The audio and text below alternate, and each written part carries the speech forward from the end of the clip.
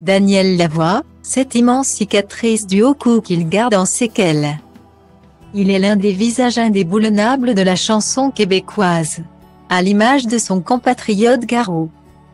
Daniel Lavoie, qui fête en ce vendredi 17 mars ses 74 ans, a connu le succès à l'aube des années 2000 avec l'incontournable comédie musicale Notre-Dame de Paris. Une notoriété avec laquelle le chanteur a accédé au rang de star, et qui lui a permis, ainsi que son talent, de se bâtir une magnifique et vaste carrière, entamée bien avant, certes. Seulement, tout a failli s'arrêter bien trop tôt pour lui.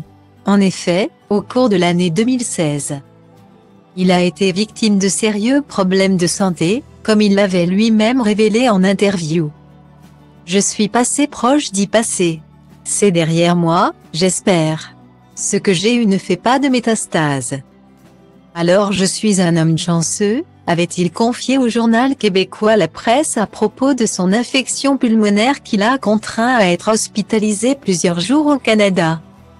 L'artiste s'est entiré avec une immense cicatrice allant du thorax jusqu'au cou. C'est existentiellement enrichissant et intéressant, même si l'incertitude de la maladie n'est pas facile à vivre. J'essaie de trouver le bon côté de tout, ajoutait-il alors à ce sujet. Heureusement, Daniel Lavoie a pu vite récupérer pour aller de l'avant.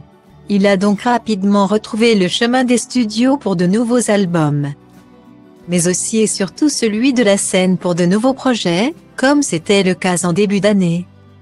En 2022, il s'était à nouveau confié auprès du même média. « Je suis obligé de me botter le cul parce que je n'ai plus l'énergie que j'avais. Mais j'aime ça, ça me garde vivant, en contact.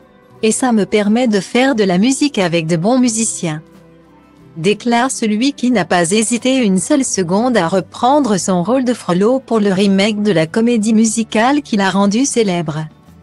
Aujourd'hui, il affirme faire ce qu'il faut pour aller bien et n'aurait plus de problèmes de santé. Il réside en Italie, à Bologne plus précisément, et a notamment composé des chansons en italien. Une ultime preuve de son immense talent, comme si la musique lui avait permis de braver le pire alors qu'il a frôlé la mort de près.